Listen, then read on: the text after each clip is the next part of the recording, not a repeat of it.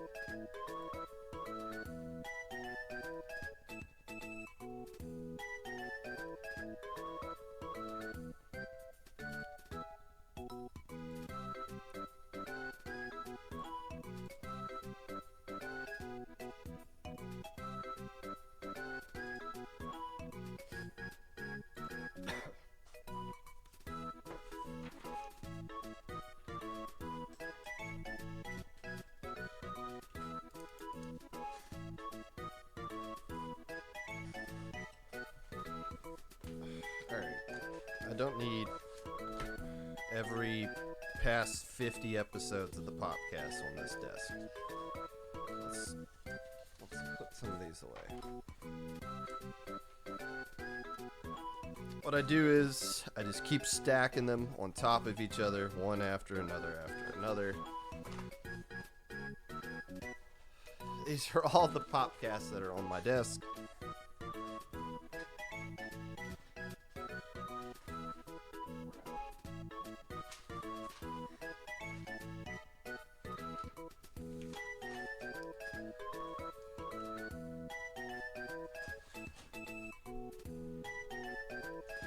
Maybe I shouldn't file them in the same places I keep all my tax information.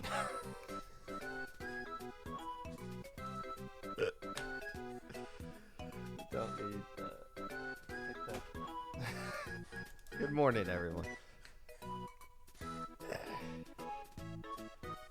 Falco. Falco, did you go back to work today?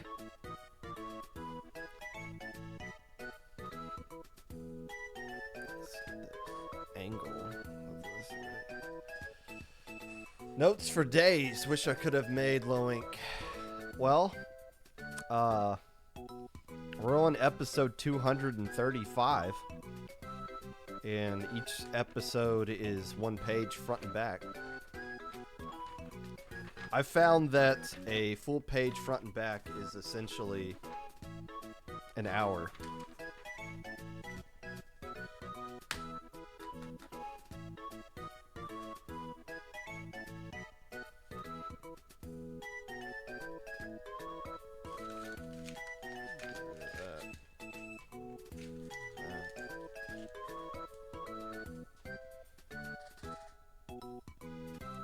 Four weeks off. Okay. Nice. Nice. Nice. Lepus. Camo. Keon.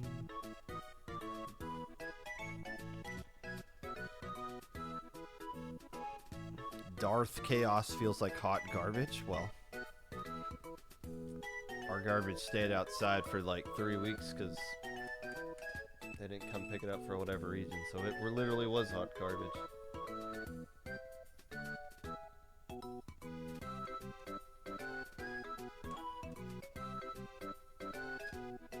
I might go on a bike ride today. It's gonna cool off.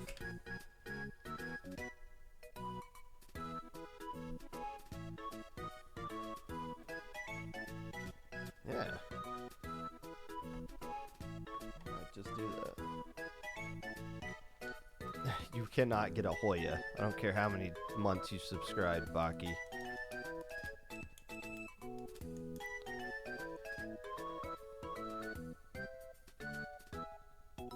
Europe has crazy amounts? Yeah, probably.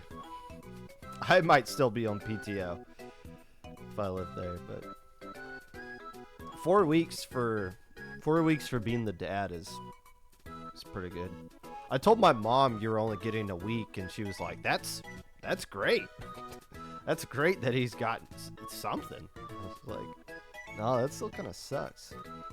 A full year.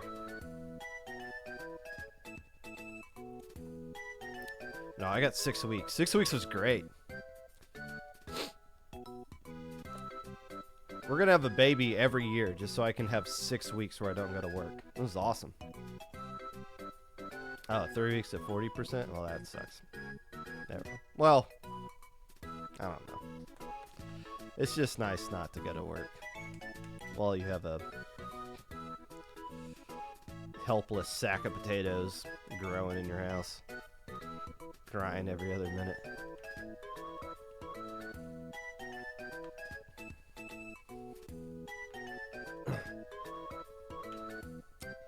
Darn, can't go to work.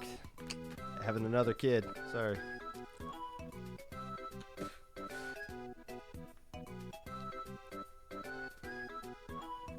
Epic Pikachu, I saw you on stream.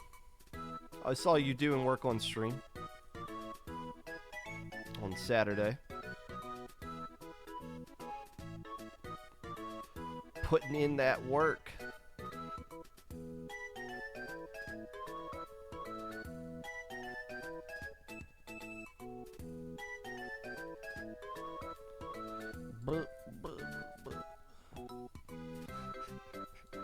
The doc would never.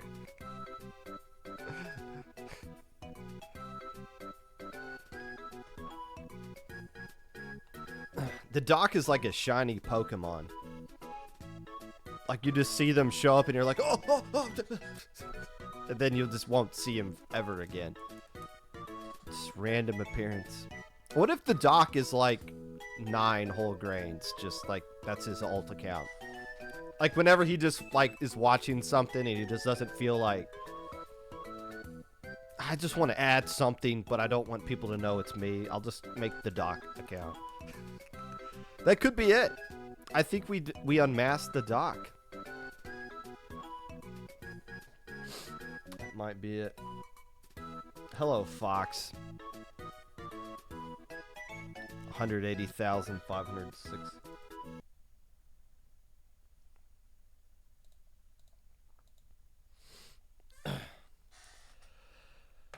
Hello, friends, and welcome back to the Popcast. Whenever you're listening to this, whether it be live or VOD, Twitch or YouTube, or Spotify, while you are having conversations on how to raise the skill ceiling of the entire community, trying to find a designer to hold up your pants, finishing the second week of Ludi without playing a single set so far. Whatever it is that you're doing right now, I appreciate you taking the time out of your day to listen to this. Unless I don't. Shout outs to those of you who have yet to play a single set of Ludi and have not dropped officially from Ludi either. You're missing the point. You either signed up with only 4 people on your roster and then found out that one of your players just never is available at a time that is reasonable for most humans, or you got placed in like the world division as an NA team and it's like, oh crap, the only time we can play is on weekends, and well, I got stuff to do on the weekends. So for those of you that are 0 wins, 0 losses and have not dropped from Ludi, congratulations. Your team is insanely incompetent and should not be playing in this tournament. It is not built for you. Just being honest. You got your div though. Congrats. Super Jump was announced at the end of Low Ink yesterday, which means there will not be a Low Ink next month. However, there is the possibility. Remember in November when we test ran ladder? Just as like a way to see like, okay, if we ever had to do ladder again, how would this work? And we learned from that scenario that we are never doing ladder ever for Low Ink. I saw a Little Squid League is going back to their old format and also capping their tournament at 64 teams. So there'll be more to talk about with that, but yeah, there might be something we do in July anyways. We're not going to do the standard 2-day Low Ink, but there's something else we want to test, and we might use you guys as a guinea pig for that. Just constantly trying to think about what the future of Low Ink is going to be and how can we be as prepared as possible and how can we take advantage of these times, these months when we're not running a Low Ink. How can we maximize that to help make everything better in the future? So there you go. Be on the lookout for maybe that or maybe not. Maybe we'll just say F it and not do it. But Super Jump has been announced. This is the first online major in a long time.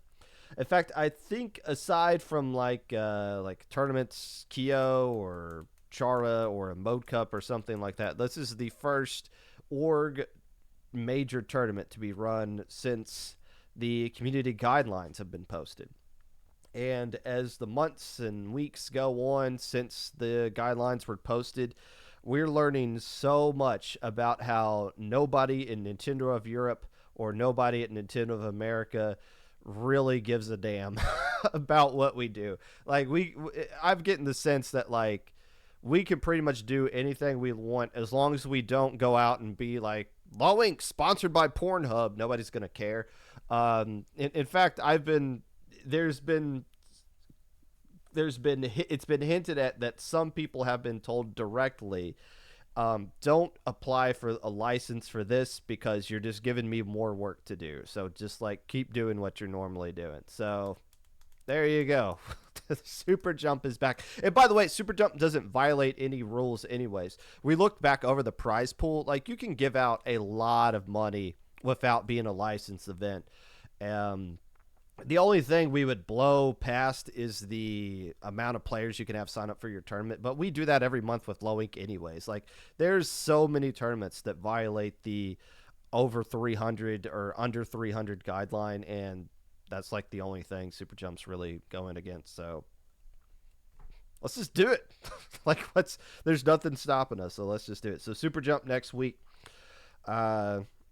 I know the head TOs for that event, I believe, is Kiara and Toasty. They've been working hard behind the scenes to get that one ready. And I've been kind of hinting at this, and I'm going to continue to hint at this. There is more to come. What you are looking at with Super Jump is just the tip of the iceberg of what is around the corner for high-level competitive Splatoon stuff. So just don't think this is just, well, let's do Super Jump, and then, well, there's nothing after that. No, right after Super Jump, there's going to be something massive. And then after that, there's going to be something massive. So just let that boil for a bit. This scene's going to be going places. News of tournaments may be of interest to the casual listener of the Popcast.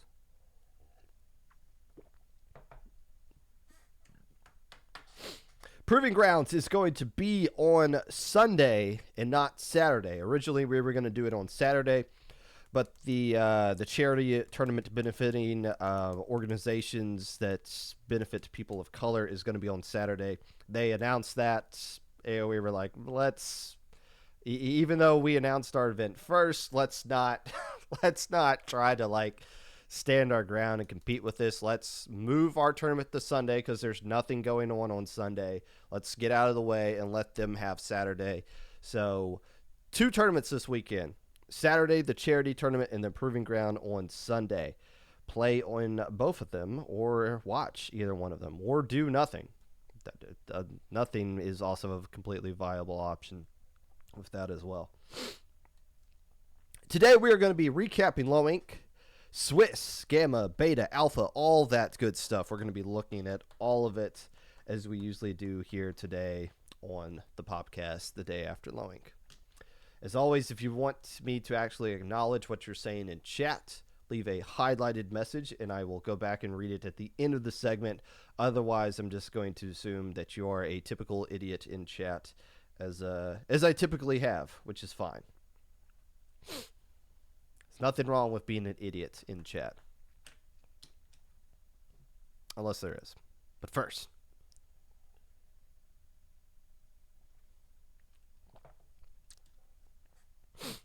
Nobody's playing the game right even right now with Ludi. That is, could you say a more blanket statement that says you don't actually pay attention to what's going on? There's 550 teams playing in Ludi right now. It's all working out.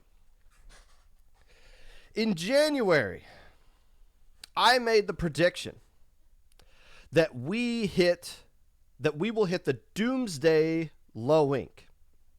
this June. It would happen this June. We would get 257 teams that would sign up for this month.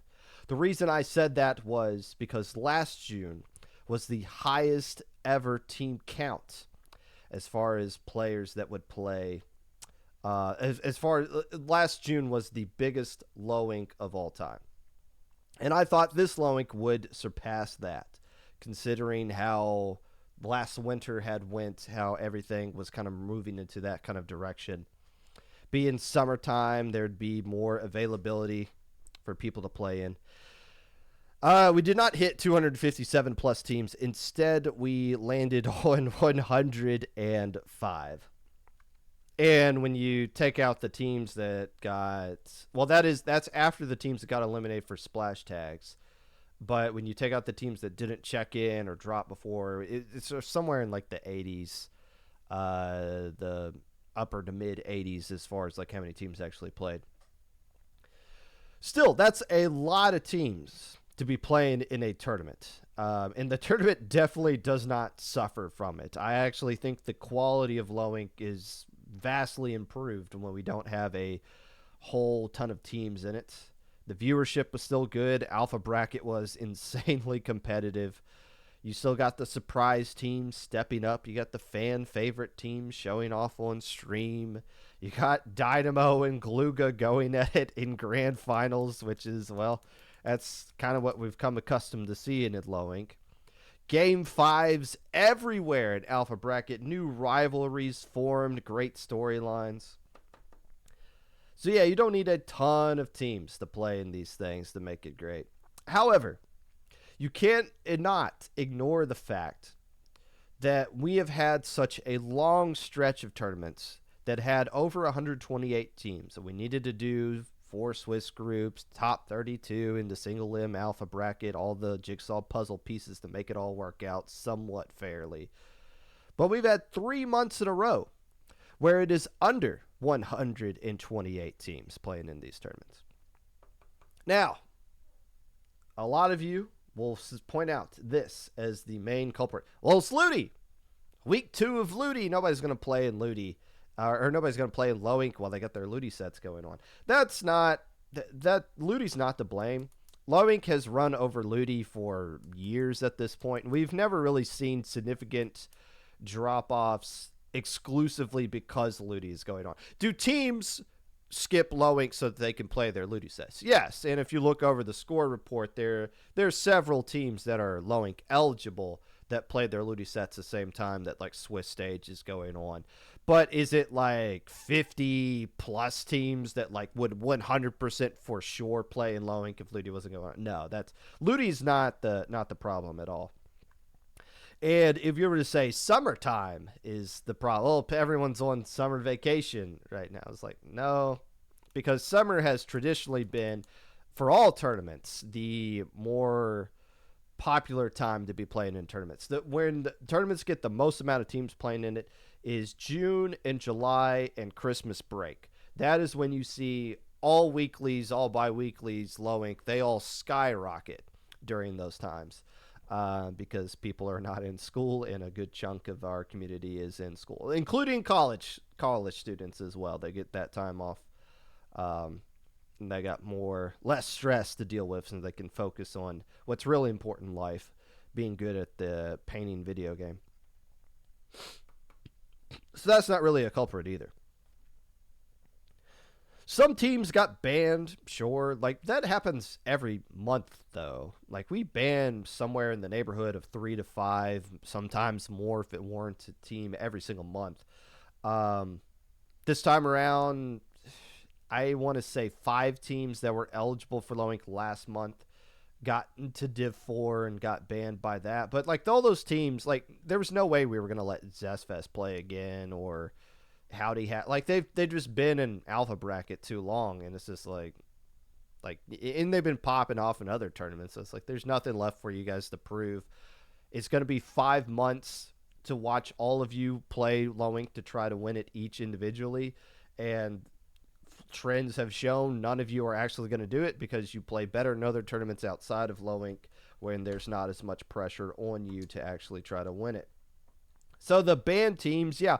Now, it adds up over time, right? We had 150 teams in December, and if we banned 5 teams every month, and I'm just throwing out a generic number. It's not like we have a set quota of teams that we need to ban. It's just some months we don't ban anybody. But if we were to ban an average of 5 each month, that's 30 less teams that were eligible in December that are no longer eligible at this point. Which is usually, that's just the case of how things go. I think this is more of an accumulation of the fact that the game has been out for almost 2 years now. The massive surge that we saw at the beginning of the competitive life of competitive Splatoon 3, I think a lot of that has started to die off at this point. I think a lot of new teams haven't really been able to filter into the game as of late. When you look back at those first Splatoon 3 Low Inks, not the very first one. The first one was September. Like, I think it was a week after Riptide. So it was like a week after the game came out. Like, we had like 70 some odd teams in that Low Ink. Like, people just didn't own the game or were like ready to play it competitively. But that first month afterwards, the October one, that's when it started to like blow up, and it's been that massive ever since. But that was 2022. We're now entering July of 24. Like, this game's getting close to 2 years, which isn't that lot of time. And I would like to think that this game still has like 3 years left. Like, they're not going to just crank out Splatoon 4 and we're just going to get a new Splatoon game every 3 to 4 years. Like, that's not going to happen. And I know there's all the rumors of the next Switch and, all this stuff, and it's like, I don't know. I'm not totally convinced of that. I think this game's still got a long way to go. The question now, though, you got to start thinking about if we are, and I don't think we are at the halfway point of Splatoon 3, but if we are at the halfway point of Splatoon 3, how do we start restocking? Because, yes, we are kicking out teams in low ink. How do we start finding new teams to take their spot? By looking at the verification, I see every month you see teams that are sign up and you're just like, okay, this is their first time ever playing. 1% of the time it's Smurfs, but the other 99% of the time it is people playing the game competitively for the first time, and they go 0-6 or 1-5, and they're like, okay, no thanks, this isn't for me, and fair enough. But you do see some teams that will stick around and grow and grind that way up. But the amount of new teams that we've been seeing show up in low ink, while that has been happening, even this month we've had brand new teams, we haven't had the same kind of surge that we've definitely been having for a while.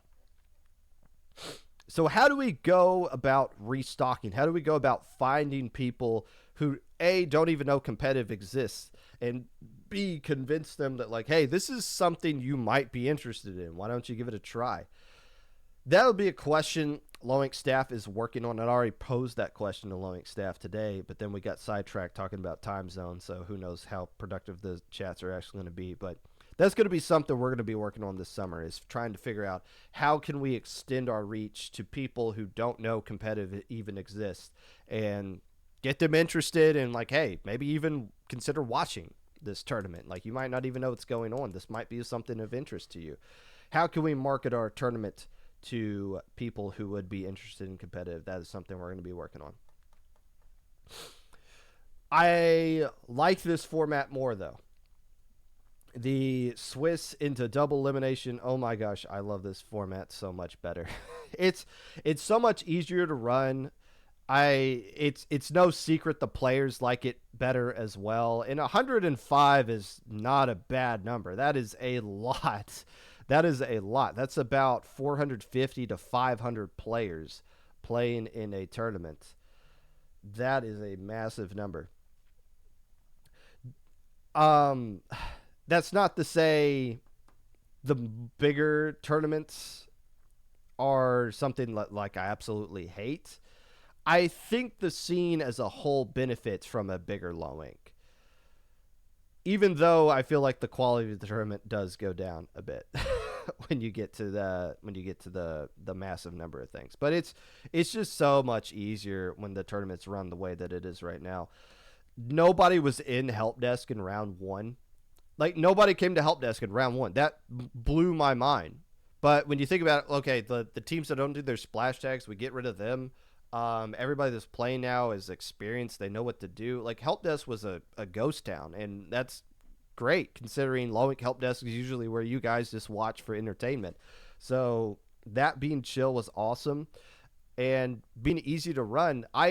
Here's how I ran low ink from my end. There's a bunch of other people in VC that do specific things, but all I did was I was in my playpen in the living room with my son, let him crawl around and do all his stuff. I had the stream up on the TV, and I had help desk up on my phone, and I didn't do anything because nobody came to help desk. So I just hung out with my son all during low ink. Like, I could never do that in a 4 Swiss group format because there's always some weird random thing somebody's yelling about. That you always got to kind of manage right there. That didn't happen because the tournament was just so much smoother. For now, though, this, and, the pre-show was a lot of fun as well. Like, I just enjoyed this low ink in general. But this is a question we'll have to answer in August. How can we get that number back up? Because I do want to see the number. I don't want to see the number slowly trickle down. Even though, like, I know it's not the end of the world. It's not the worst thing that can happen. There's going to be dips. I would like to see us try to milk all the value out of this that we can to try to increase viewership, increase participation, and bring more people into the scene, which is what the original purpose of low ink was all about. So maybe we can find some ways to do that. Before I go any further, though, I'm sorry, Roly Roly. All you ever wanted was a Roly Roly, and instead I put you at number 8 in my top 10. I feel like that was fair, though. I feel like number 8 was a fair spot. I mean, you look at all the teams that I had above them, they all did really well. Like, all the teams I had in my top 10 did suspiciously well this month. The teams that actually played, I guess some of them weren't able to get 4 players ready to go throughout the tournament. But the teams I had above them, it was a legit top 10. And they were all legit teams. So a pickup team like Roly Roly, I didn't really have much faith in them over the actual name brand teams, even though they were a strong pickup. Because you don't traditionally see pickups, while pickups have won low ink before and will continue to do so, it's usually the Ultra Krills, or the Clairvoyances, the Cherry Bombs, the Blake Spruters, the Big Fat Sea Cows. All of them were in contention to find a way to win, but nope. Roly Roly rolled over all of them to get it done. In fact, I would argue that all those teams I just mentioned, including Roly Roly, were dead even with each other. Which means 2 things. Skill level is always the difference maker when it comes to sets, right? If you play somebody who has a higher skill level than you, you will lose 100% of the time. Skill beats skill every single time in everything that you do. I am including ego as part of your skill. If you look down at your opponent because you think you're better than them, that's part of your skill too. Maybe you could argue against that, but I'm going to use it for the sake of argument here. If you have a higher skill than your opponent, you will always beat them. When skill level is slightly equal, though, that is when strategy comes into play. And that is what you have to do to get out of alpha bracket, because there is nobody that was head and shoulders above everybody else. Semifinals, winners finals, and grand finals, all of those sets went to a game 5, and multiple sets in losers bracket went to a game 3. It's really hard to distinguish the top 8 of alpha bracket from each other. It's just who's smarter with their counter picks, who is more experienced in clutch situations, and who makes the least amount of mistakes, because all those teams made a lot of mistakes, especially the ones we saw on stream, including Roly Roly. The difference was when push came to shove, Roly Roly was more composed and they made less mistakes, and they were more able to punish the mistakes that everyone was making against them. For a pickup in a tournament like Low Ink, that is extremely impressive that they were able to survive the gauntlet using those factors that I just mentioned right there. Now, the song itself, the Rolex song, it is mid at best. I had not heard it until Saturday morning, and I gotta say, yes, the chorus is catchy, but it's never going to be a song when I'm walking laps around my kitchen to get my steps in, where I'm going to be like, yeah, let me listen to that Rolex song again. That was that's going to be really good to listen to. No, it's not. it's not. It's a mid song. I'm sorry. It's got a catchy theme, but it's not like, oh, this is something I absolutely got to listen to. Also, I missed the boat because this was 7 years ago that it came out on YouTube, and it does have over 1 billion views on it.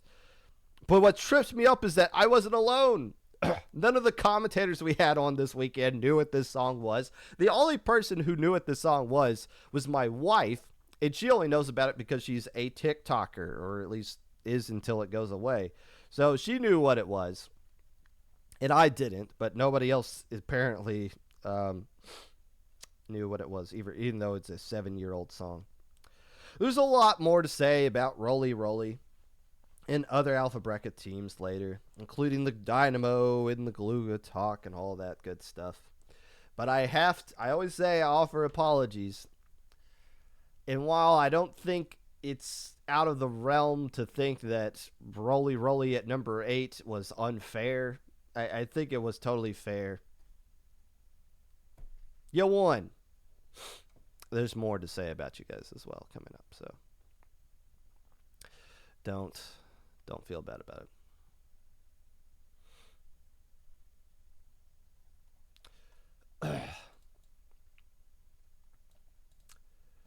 That being said, Loink, believe it or not, wasn't the only thing that went on this weekend. It's time for a weekly recap.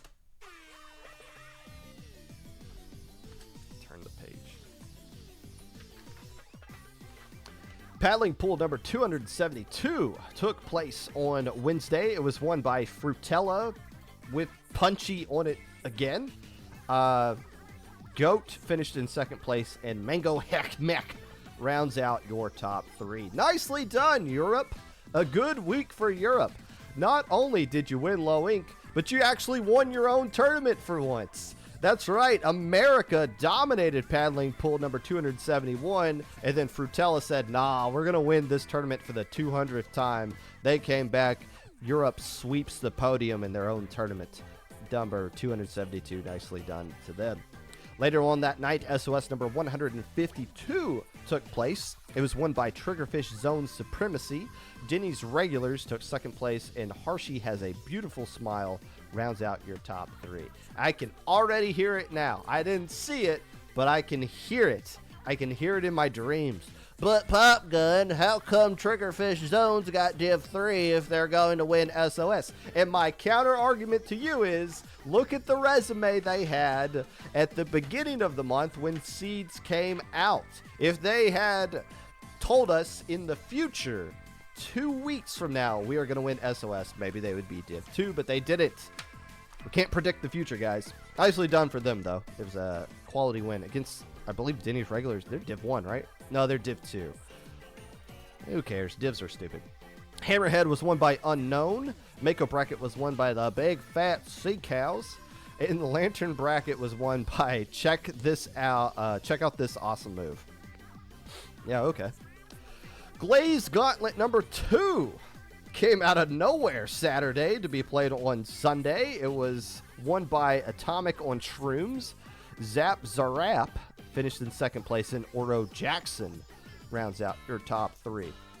Less than 24 hours to sign up for this tournament because Keo just announced, hey, what if I just run this tournament on Sunday for $40, I think was the prize. And was like, all right, cool. So only a handful of teams signed up, but it was a handful of strong pickups.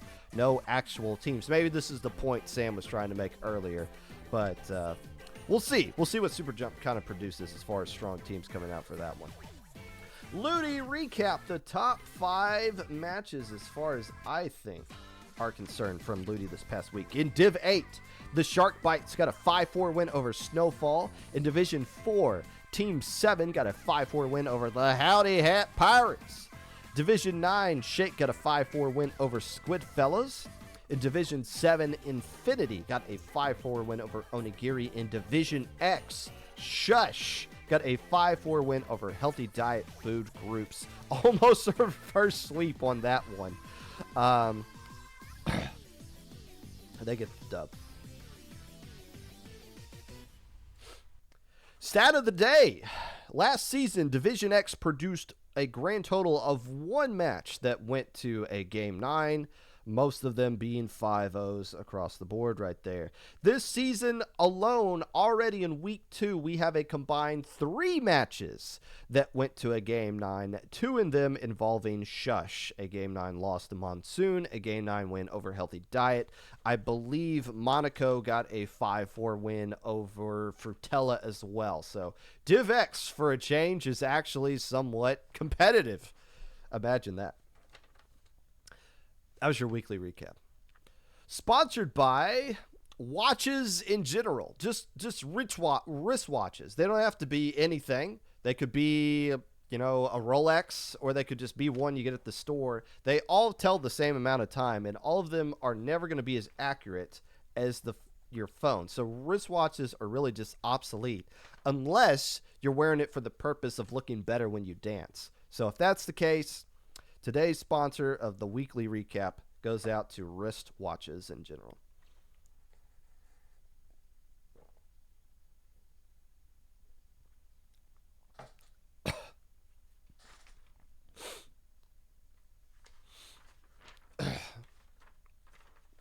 What's too mainstream? A team name change named Mahi Zones? So you're telling me if we actually played Triggerfish Zones and tournaments in Splatoon 2, you would have changed your name? Like, is your point just to be a contrarian? Is that the whole point of Triggerfish Zone supremacy? You'll never get anywhere in this world with that kind of attitude.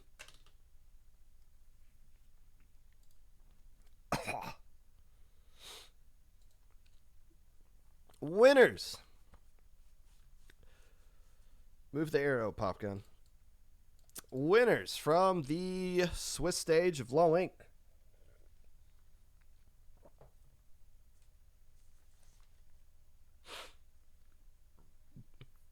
As always, when we have a Low Ink, while divisions are still fresh out of the oven, ripely picked from the tree, you always see that first Low Ink, and you got to be thinking about, man, Div 5 is going to dominate, and Div 6 is going to fall under them, and it's going to fall down in that order.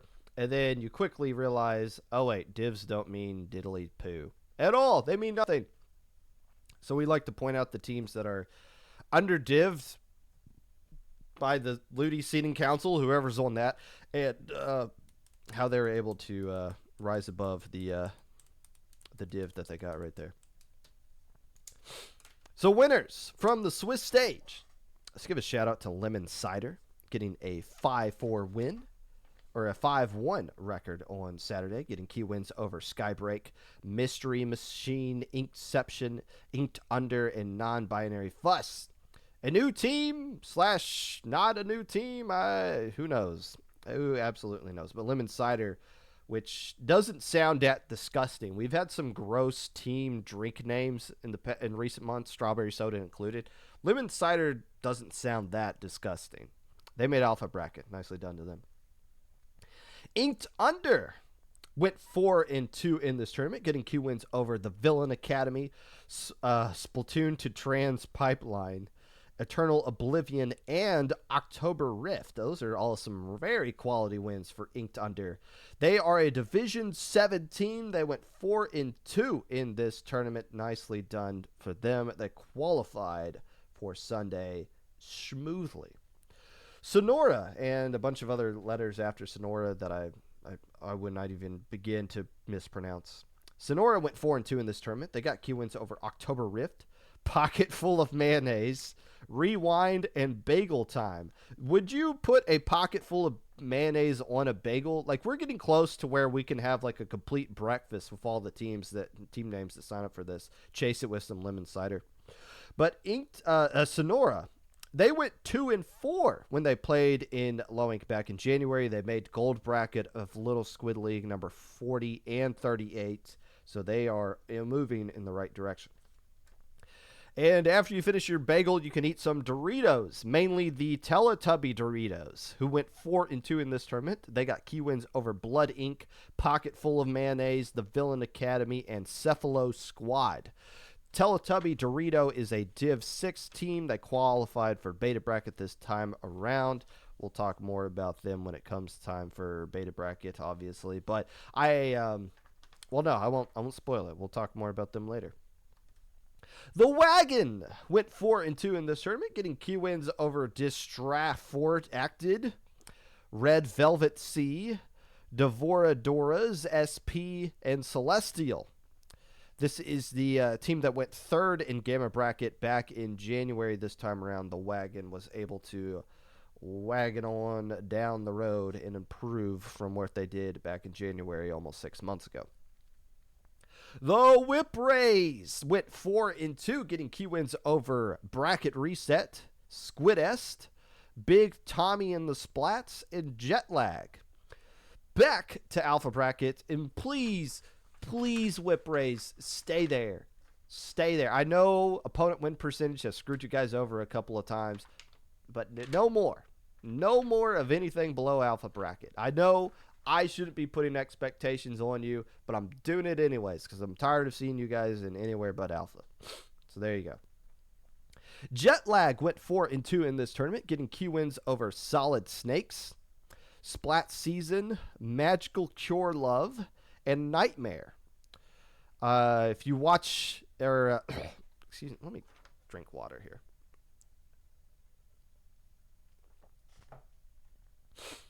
Jet Lag is a team that you need to keep an eye on because good things are ready to come from them. In fact, I think they are a Div 8 team, Div 7 or Div 8, and they were able to go 4-2 in this tournament. Nicely done for them. They are a team on the rise. On the rise. If you feel a little jet laggy, though, getting off that plane.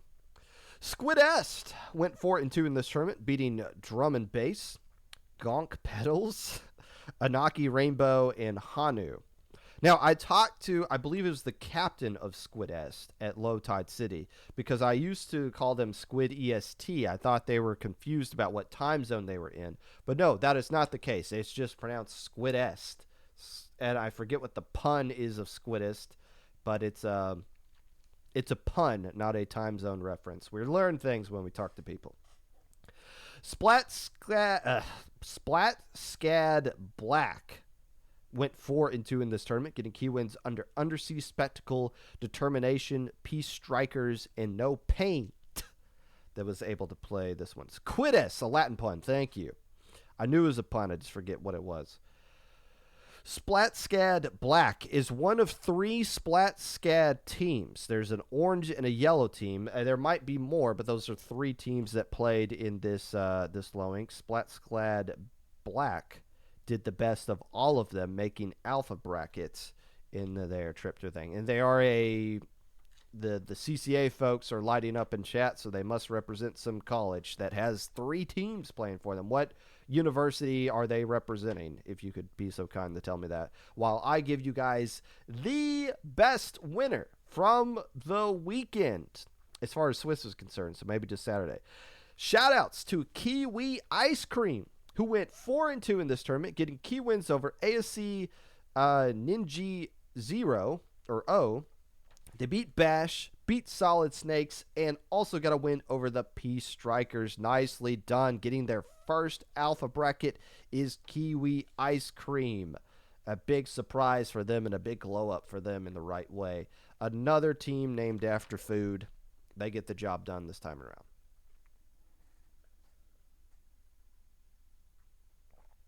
Savannah College of Art Design. So there's where the SCAD comes from.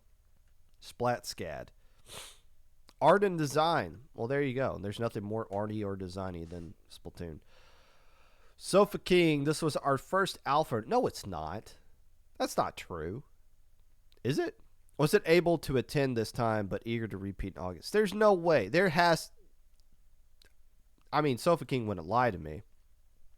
But I felt like I must be thinking of top 32. That's what I'm thinking of. They made top 32 but didn't make alpha bracket out of top 32. That might be what I'm thinking of. Well, there you go. First time making alpha. Still, nothing less than that. No more. The line is drawn here. Let's take a look at gamma bracket.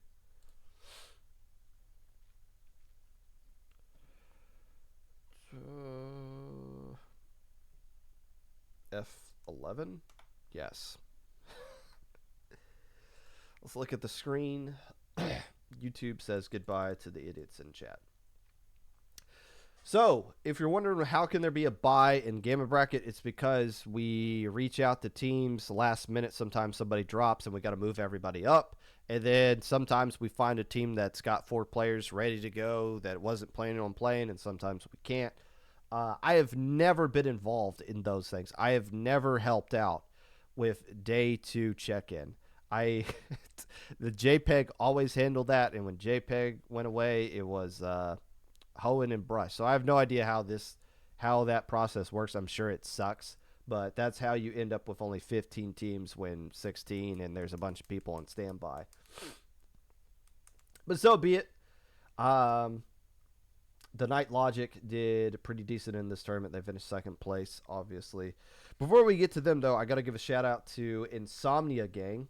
Beated Painted Knights 2-1 before beating Pearl Essence 3-0. Night Logic got them 3-1, and then they picked up another win down here against Nightmare to finish out in 4th place. Insomnia Gang is a pickup mix of hijinks and fish cubed. Why are there so many teams named after Insomnia? You got the Insomnia Game, Insomniac Central. Are you guys okay?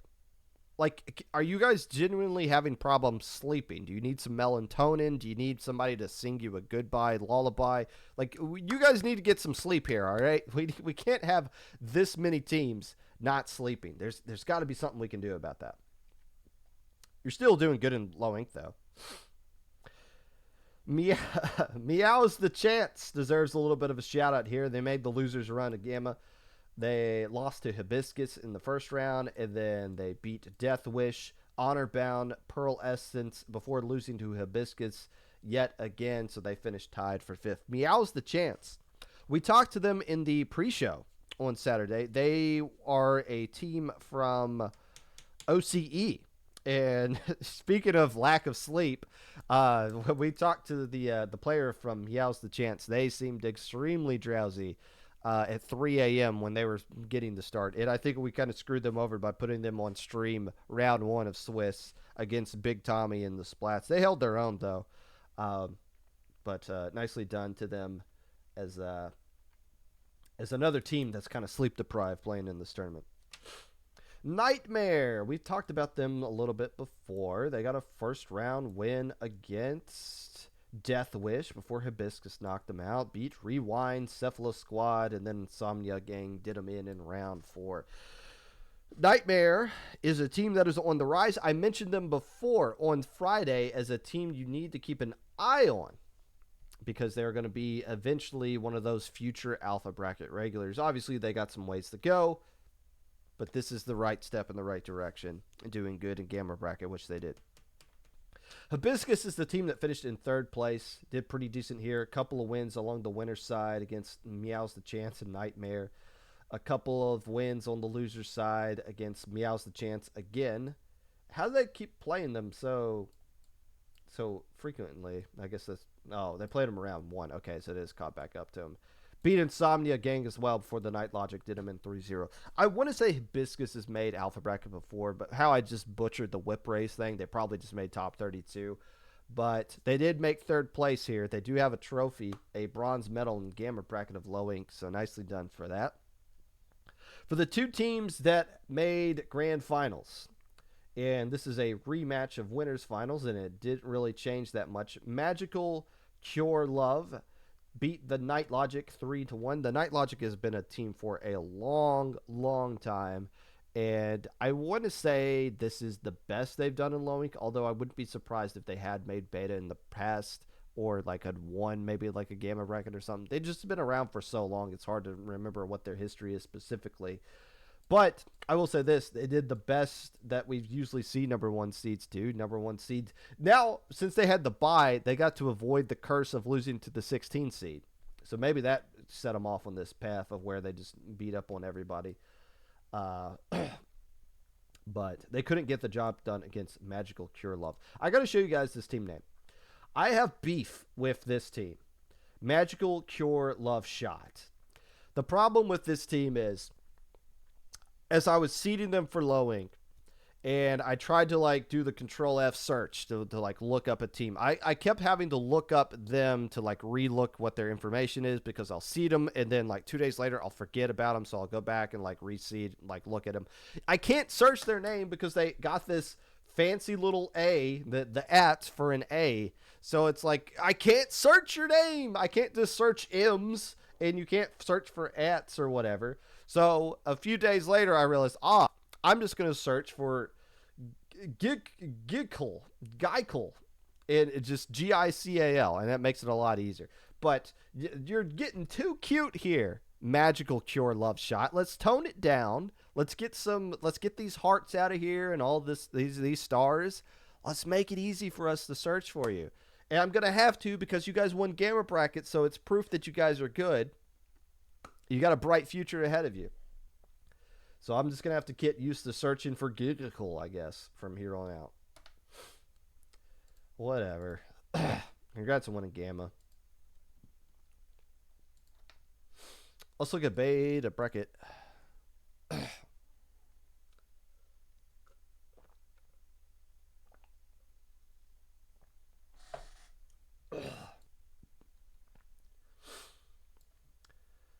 Another number 1 seed doing really good. Suspiciously good. and actually finishing in second place just like the Night Logic did from Gamma Bracket. Then they didn't fall to the trap of moving to the 16 seed. No pain to over here. Was able to get the job, wasn't able to get the job done. Got swept by the Teletubbies Dorito. For Beta Bracket, we're going to take a look at Inked Under. Beat Big Tommy and the Splats. Eternal Oblivion didn't lose a game until they ran up against Teletubbies Dorito, where they got swept, and then found a way. Where? Oh, no, they swept Teletubbies Dorito. I misread that. So they went. They started off 8-0 on the day before losing to the team that won the whole thing, and then Teletubbies Dorito got revenge on it. So Inked Under finished in third place. Again, I mentioned they are a Division 7 team, but they got third place in beta, so that proves that divs are already obsolete. Whatever div you have, Inked Under has just proven that everybody's divs are broken and aren't working anymore. So you guys now have to put div estimates next to your names because no div is correct anymore. Inked Under disproved it. Nicely done for them. How are they doing in Div 7? I honestly haven't checked. I would assume they're doing pretty good. Just a hunch. Eternal Oblivion did pretty decent in this tournament. Swept non-binary Fuzz. Got 3-0'd by Inked Under and then made a run in losers bracket. RAT Tiger Sharks. Inkception. ASC Ninja Zero.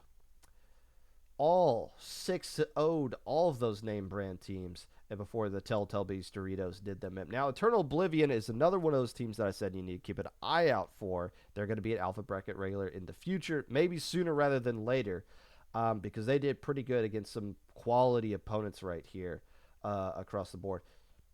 I do want to give a shout out to ASC as well. I know they just lost to Eternal Oblivion, but they did get a Game 5 win over Jetlag and a Game 3 win over Hanu before losing a Game 5 to the team that won the whole thing, Determination 2 Electric Boogaloo. ASC Ninja is one of those, kind of like the Splat Scad, the Splat-A-Lots, like one of those teams where it's just like there's a million of these teams. And there was one tournament where we had like 5 ASC Ninja teams playing. And one team played 2 of them back-to-back in Swiss. They played them in round 1 and then another team in round 2. They thought they were the same team, so they raised the match dispute. Battlefy gave us the same opponent 2 rounds in a row, and it took us, the staff, an embarrassing amount of time to realize, oh, wait, no, you played ASC Ninja K last round. Now you're playing ASC Ninja, like, P or whatever. Like, there's a lot of them. One of them we've banned. We've banned one of the ASC teams. I believe they're all from France. And I would assume they're related to ASC Tenchi in some way. But regardless, it's good to see them play in low ink. And it's hard. I mean, it's hard to distinguish them all because they all get this, kind of like the issue Splat-A-Lots had. But you start to see them over time. You start to realize, okay, the O team is pretty good because they did good in beta bracket. The teams that finished in first and second place, Teletubbies finished in second place as the number 1 seed, having to make a run through loser side of things, beating up on a lot of different teams, sweeping Determination in the first one before just falling apart in bracket reset. I already talked about Teletubbies Dorito. I had to Google it because sometimes you guys have team names that are actually mean something, and sometimes they just mean absolutely nothing. Teletubby Dorito, from my assumption, means absolutely nothing. There is not, you can't just go to Target and buy a Doritos in the shapes of Teletubbies or something like that, which wouldn't make sense. Doritos are usually like gamer chips, and Teletubbies are anything but that. But there you go, Teletubbies Dorito. They finished second place in beta. Sounds kind of gross, actually. Determination, number 2, Electric Boogaloo. They went 3-3 in April in the Swiss stage, and they got 9th place in Gamma Bracket in February. And they got the glow up from that to winning Beta Bracket this time around. Now, what was the team that won Beta Bracket last month? Ultra Krill. They went from that to moving all the way up to being the my number 1 team, and they finished second place in the entire tournament. So it's Determination number 2, Electric Boogaloo, going to be the team that is going to be the favorite to win Low Inc. Next month, the answer is no, because the name of that team is going to be the Determination 3 Return of Determination or something like that. Rise of the Determination. So they got some ways to go. But winning beta bracket in the double elimination format has always been a really good indicator of how strong of a team you're going to be in the following month. Maybe not to the case of Ultra Krill. That might be the outlier. But still a strong indicator nonetheless. Gamma bracket is not what we're looking at. We're looking at alpha bracket. This is so much fun. This is so much fun. Round 1 is definitely... Did we only have one game go to a game 3? And yeah, it was between like two teams that were... This is probably like the most... This is probably like in theory the set you would put on stream, but we didn't want to just repeat... Like, we wanted to put on two teams we haven't for sure put on yet when it came to the stream, so we got those two. The highlighted on Battlefy is because this is the TO version, and like we see, like everything that's highlighted is the match that was supposed to be on stream or was on stream. But round 1 was definitely like the teams that already exist and have already been consistent in alpha bracket versus the teams that are trying to move their way up. Insomniac Central's alpha bracket last time against the Whip Rays, which apparently was their first time. Ultra Krill, the favorite to win the tournament against Splat Scad, another new team making an appearance. Blood Moon, I don't have much to say about them. I don't know if that's a new team or a pickup, but Cherry Bomb has been like a consistent. I think this is their 4th alpha bracket. Big Fat Sea Cows, a lot of people had them number 1. Kiwi Ice Cream, welcome to alpha bracket moment. The Wagon, a new, like, yes, nicely done. You made it. Here's the team that finished 3rd place last month. These two teams, maybe not so much, but Enchanting Aquatica, that's Rogueport Rascals, who went 6-0 in one of these Low-Inks versus Sonora, who didn't. So this is literally like, if round 1 isn't supposed to be seeded like this, but if you were to make matches, like, this is how you would seed it. It just so happened there was like the alpha bracket regular versus the newcomer, and the regulars all dominated round 1. So that was kind of cool to see. Maybe not for the newcomers, but it's definitely like a, hey, welcome to alpha bracket kind of moment. But then you get to these other matches with these like top 8 teams. Unfortunate for Blake Spruder, they had to play the team that won the whole one. And actually, I think these two teams scrimmed each other leading up to it, not realizing they were playing against each other at the start of the thing. And that was the only match, Clairvoyance versus All I Ever Wanted Was Rolly Rolly, that didn't end in like... This was the last sweep in the winner's side. Everything else was a game 5, 2 game 4s, but semifinals, game 5, winners finals, game 5, reverse sweep, grand finals, game 5. Like, this was just a who's going to survive and who's going to make the least amount of mistakes that's going to dodge all of this nonsense right here. Like, this was rough to get out of.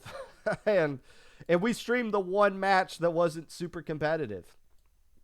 Clairvoyance. And again, this is why I always say, like, how you do in Low Inc doesn't really indicate how good of a team you actually are. Like, it just comes down to, A, you need a little bit of luck to win Low Inc, but you also need to just, like, it's hard to kind of be consistent. When you're the team that finished in 3rd place last month and the teams that finished above you are both banned, and it's like, okay, ipso facto, you are now the number 1 team that could win this one. I put them at number 2 on my top 10. A lot of teams forgot about Clairvoyance when other teams were making other people were making their predictions. Like, Clairvoyance wasn't on there at all. It's like, are you even looking at the bracket from last month? Because Clairvoyance is still eligible. They're Div 5. But it's so hard to, like, keep that level of consistency. And yes, they finished in 4th place.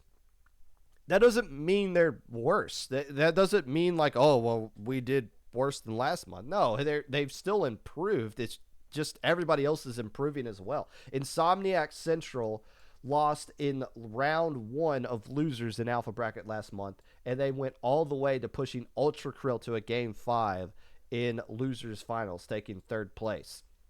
Like everybody else is improving too. It's hard to keep up with everyone. It's hard to keep your ground. Um, so let's talk about Insomniac Central for a minute because they made the losers run. Adjusted Diamond, Big Fat Sea Cow, Celestial, Clairvoyance, they swept because Clairvoyance kept picking splat zones. Ultra Krill kept picking splat zones against them as well. But Insomniac Central lost a grand total of 3 matches over the course of the entire weekend, and they all were losses to Ultra Krill. They lost to him 2-1 in the Swiss stage. They lost to them 3-1 on the winner side of things. And then they lost to them 3-2 in losers finals. Man, and they had them dead to rights. I think Ultra Krill reverse swept them. Insomniac Central just lost to one team, and that's hard. That's a hard pill to swallow because you were so close to beating them. But it's just the way they go. And they had that huge lead in Game 5, too. They had that huge lead in Game 5 against Ultra Krill on Rainmaker Scorched Gorge, and they just fumbled it away. Or it's not fair to say they fumbled it away. Ultra Krill just played better at the end. They were just more clutch. And, man, that's a tough pill to swallow, but that's just how things go.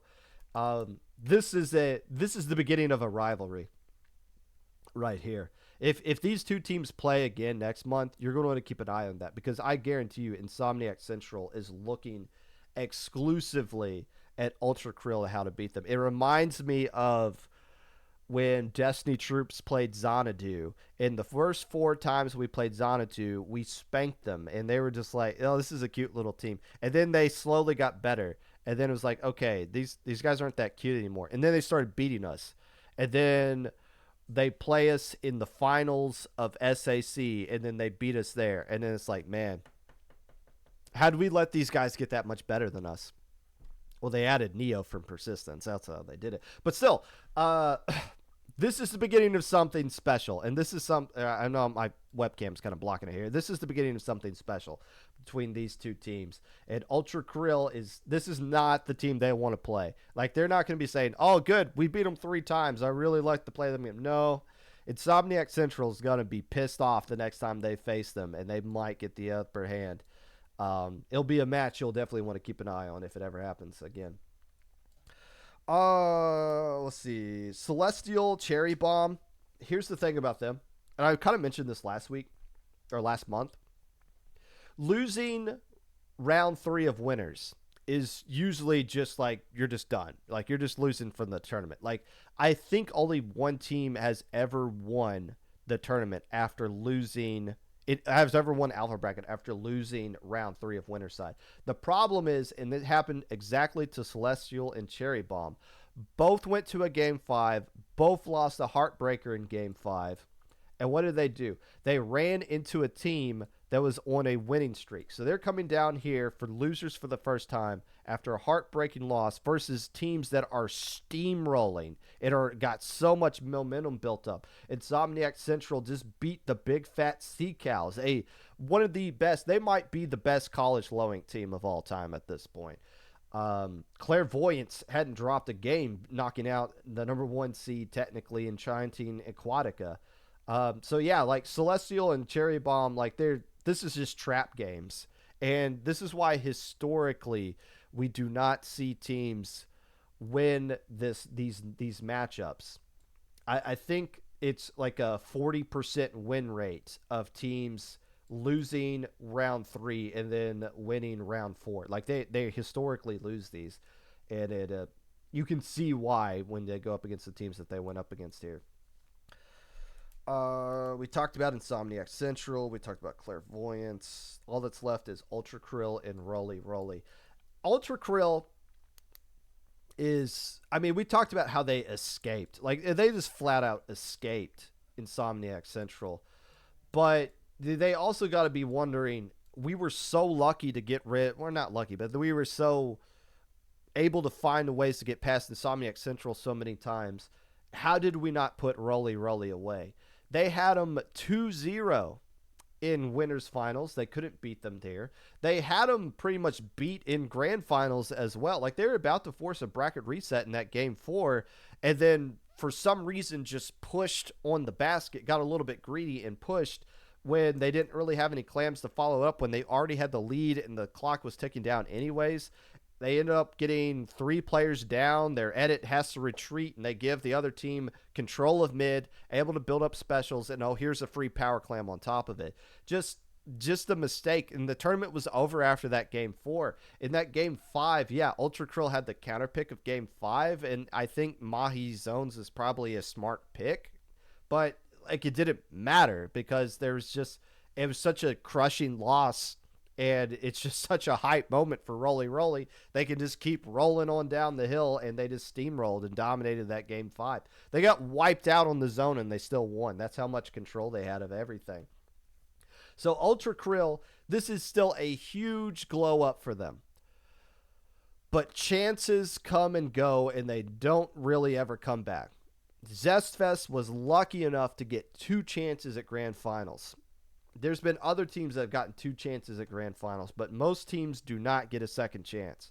Clairvoyance, 3rd place 1 month ago. Now Insomniac Central's got their number. And there's going to be somebody else that's going to be catching them. Ultra Krill's going to improve. They're going to get banned from Loink. It's going to have, not next month. I'm not saying that. I'm just saying they're on that path to get the job done. But everybody else is going to be improving now. And it also sucks because the mentality is now going to be anything less than second place is going to feel like a failure. If they lose this game 5 back here against Cherry Bomb, it's going to be hard for them to come back mentally next month if they're going to be like, oh, now we got to win 2 and losers to get back to where we are. And now everybody's putting pressure on us to win. But it doesn't define who you are outside of Loink. It's just something to kind of point out here. So close. But Roly Roly was just more clutch when it came down to it. Roly Roly. I cannot believe when we talk about the lore of Loink, we now have to mention all I ever wanted was a Roly Roly. Man, that name sucks. But so be it. It's lore now. It's permanent. It is permanent that all I ever wanted was a Roly Roly is Loink history now. Now that's, man, we're gonna have to invite them to High Ink at some point. We're gonna have to, I guess we'll have to update the Hall of Fame website. That's a JPEG thing. We'll have to do that at some point. What's impressive, they won with Dynamo. We've had Dynamo in grand finals before.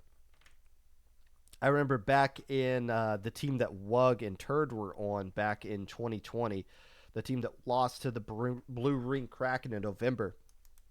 They had Dynamo and Splat Roller, that kind of comp that they were working with. They didn't win, though. There was another team, I forget who, but there was a Splatoon 3 team that used Dynamo pretty exclusively. They didn't win Loink, but I think they did get to grand finals. It wasn't Team 7, was it? It was some team that just used, like, they used like all kinds of crazy things, and I don't think they actually won. Or maybe they did. Maybe I can't remember these things. But it's still impressive that in today's age, in today's meta, a team can use vanilla Dynamo and win Loink. That is really impressive. As a pickup, again, you talk about you needing synergy, you needing strategy, you needing a little bit of luck to go your way. You need some clutchness. You don't really get that in a pickup in Loink, but Roly Roly was able to get it done. So what's next for them? I don't know. I didn't do any research to figure out where these teams these players originally come from. If we're going to see a Roly Roly pickup and other EU things. I've saw the cry for SAC to come back. Well, I mean, maybe. The problem with SAC is that teams didn't really play in it last time. I think it averaged like 20 teams last season. So maybe it's something the TOs want to put together to come back. Maybe not. But yes, EU mid-level is kind of a tricky thing. But hopefully there's something for all these players going forward. But all EU grand finals, it's good to see. I know there's been some talk about EU alpha bracket teams getting screwed over in the Ludi seeding. It wasn't intentional, but you show up and you flex, And you make the seating council eat your words, unless you don't. There's a lot of highlighted stuff. Fox said Determination 3 Rise of Determination will alpha bracket next month. Got it. Yes. I don't see why not.